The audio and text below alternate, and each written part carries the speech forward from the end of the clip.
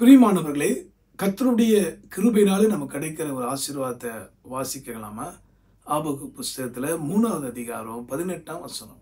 நான் கர்த்தருக்குள் மகிழ்ச்சியாய் இருப்பேன், என் ரட்சிப்பின் தேவனுக்குள் களி கூறுவேன்.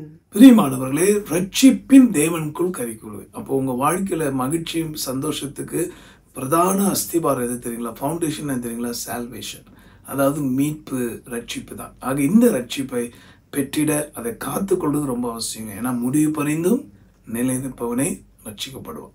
இந்த மகிழ்ச்சியின் சந்தோஷம் இன்னைக்கு மாத்திரமில்லை, நித்திய காலம் உங்களை பின்தொடரும். ஜெபிப்போம். அன்புள்ள ஆண்டவரே, இந்த வார்த்தைப்படி உங்களுடைய பிள்ளைகளை ஆசீர்வதியும். கடைசி வரைக்கும் உண்மை பற்றி கொண்டு உறுதியாக வாழ தயவு பண்ணும். நீ இலவசமாய் தருகிற இந்த மகிழ்ச்சி, சந்தோஷம், ரட்சிப்பை காத்துக்கொள்ள அருள் புரி. இயேசுவின் மூலமாக ஜெபிக்கிறோம் நல்ல பிதாவே. ஆமென்.